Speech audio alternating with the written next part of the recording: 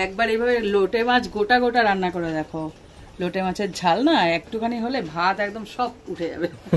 নমস্কার বন্ধুরা, আমার চ্যানেলে তোমাদের সবাইকে স্বাগত জানাই। এই দেখো আজকে একদম গোটা গোটা লোটে মাছ নিয়ে চলে এসেছে। হ্যাঁ, ইয়া বড় বড় লম্বা লম্বা, সবসময় তো কেটে করি, তা আজকে গোটা লোটে মাছের কি বলবো, এটাকে কারি না ঝোল না ঝাল, লোটে মাছের ঝাল, কারিও বলে না, মাখা মাখা, একদম মাখা মাখা, খুব ভাল লাগে কিন্তু এই সময়টা। তো চলো শুরু করা যাক।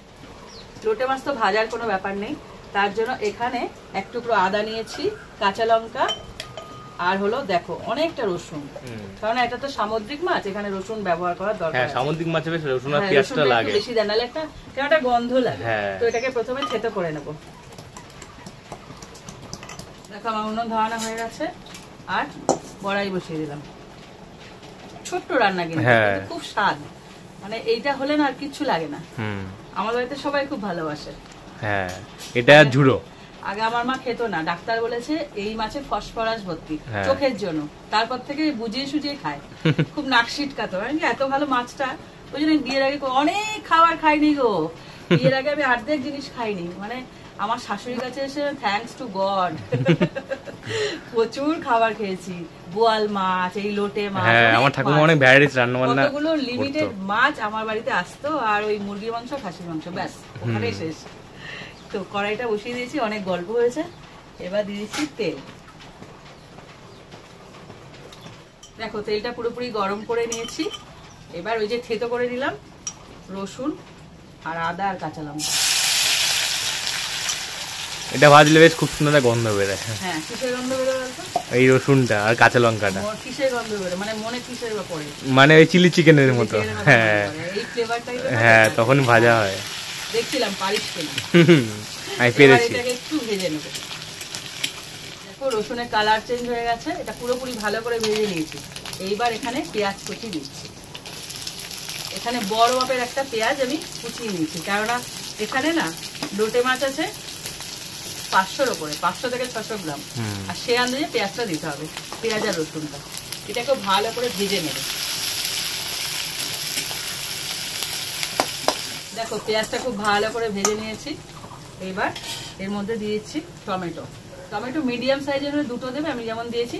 আর যদি এত বড় হয় মানে বড় সাইজে, তাহলে একটা দেবে। এবার নির্ভর করছে তোমরা কতটা মাছ নেবে, তার উপর নির্ভর করছে। এবার এটাকেও ভালো করে ভেজে নেবো। একদম খুব সুন্দর একটা রান্না, কোনো খাটনি নেই, শুধু কুচা হওয়া রান্না করো। টমেটো দেওয়ার পর দেখো একদম টমেটোগুলো পেঁয়াজের সাথে ভালো করে ভেজে নিয়েছি। এইবার সমস্ত মশলাগুলো দিয়ে দেবো। দিয়ে দিচ্ছি লবণ। আর লোটে মাছের না কোনো একদম নিজে থেকে দেখবে জল ছাড়ে, জল দেওয়ার প্রয়োজন হয় না কিন্তু। অবাক করা রান্না কিন্তু। আমি যেদিন প্রথম দিন আমার শাশুড়ি করছে আনছি, মা এতে জল দেবেন না, বলে না এতে জল ছাড়ে। শুধু দিয়ে তখন আর খুন্তি টুন্তি দেয় না, মানে কড়াই দুপাশ ধরে নেড়ে দিচ্ছে। বা বেশ, তো বলে এই মাছ একদম দেওয়ার পর জল দেবে না, জল ছেড়ে দেবে। তো সে আন্দাজে লবণটা দিলাম, এই কারণে এতগুলো কথা বললাম। লবণটা সাবধানে দেবে। হলুদ গুঁড়ো,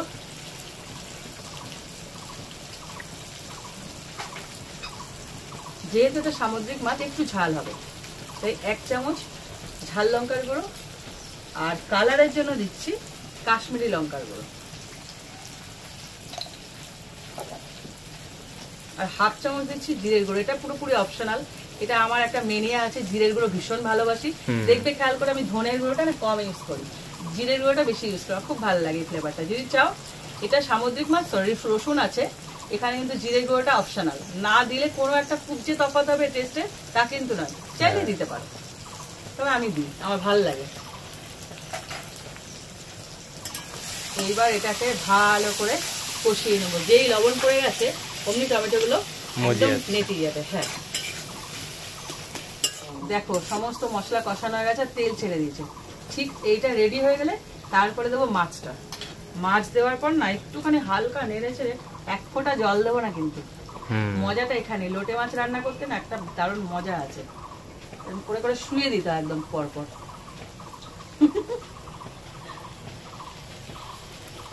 গোটা গোটা একদম নাকি? হ্যাঁ, একদম গোটা গোটা, একটাকেও কাটিনি। দেখো সব মাছ দেয়া হয়ে গেছে। এবার হালকা হাতে এইভাবে একদম, এখন তো সবে দিয়েছি, এখন একটু নাড়াচাড়া করা জলেও যেতে পারে। হ্যাঁ, যেহেতু ওটা শক্ত আছে এখন মশলাটা মিশিয়ে নেবো, আর এক ফোঁটা জল দেবো না। এই যে মিশিয়ে নিলাম, এবার ওকে ওর হালে ছেড়ে দেবো, না হলে না একদম কাঁটা ফাটা বেরিয়ে লোটে ভর্তা হয়ে যাবে, লোটে মাছের গোটা পাবো না, তখন ওর বাবা বলবে এটা কি রান্না করেছে। তো সমস্ত মাখানো হয়ে গেছে, এবার এটাকে ফুটতে দেবো, একদম জল দেবো না, দেখবে এর থেকে কত জল ছাড়বে। দেখো লোটে মাছ দিতে নিতে জল ছাড়া শুরু হয়ে গেছে, কি মজার না, অটোমেটিক জল ছাড়ছে, আরো ছাড়বে। হ্যাঁ, ওর জলই ও সেদ্ধ হবে, আমার আর জল দিতে হবে না। দেখো ফুটে উঠেছে, ঠিক এই সময় ঠিক আমার শাশুড়ির পদ্ধতিতে দুটো কান ধরে করে এইভাবে নাড়বে, একদম খুন্তি দেবে না, খুন্তি দিলেই ভেঙে যাবে। ও কিন্তু একদম নরম মাছ, অলরেডি সেদ্ধ হয়ে গেছে, আর কালারটা এসছে দেখো। রেসিপি কিন্তু আমার শেষ, একদম শর্ট রেসিপি। তো তোমরা লোটে মাছের ঝাল এবং গোটা গোটা পারলে আরো মোটা মোটা নিয়ে এসো, আমার তো রোগা পাতলা রুগ্ন শুকনো যা পেয়েছি বাজার থেকে নিয়ে এসছি, পারলে এরকম মোটা মোটা এনে করে দেখো। ও এটা নেবে আর গরম গরম ভাত নেবে। আজকাল লেবুর কথা বলবো না, সামুদ্রিক মাছে লেবু লাগে না, শুকিয়েও যাচ্ছে। দেখো এটা তৈরি হয়ে গেছে, এবার নামিয়ে নি, নাহলে পুরো শুকিয়ে যাবে। ঝোল তো না, মাখা মাখা একটা ভাব আছে, সেটাও চলে যাবে। তো এখানে নামিয়ে রাখলাম। রেসিপিটা তোমরা তৈরি করো, গোটা গোটা মোটা মোটা লোটে মাছ এনে লোটে মাছের ঝাল তৈরি করে ফেলো, আর আমাকে কমেন্ট করো কেমন লাগলো, খেলে কেমন। আর ভালো লাগলে লাইক দিও, এরকম আরো রেসিপি পেতে আমার চ্যানেলটা সাবস্ক্রাইব করে দিও। তো আজকের মতন টাটা।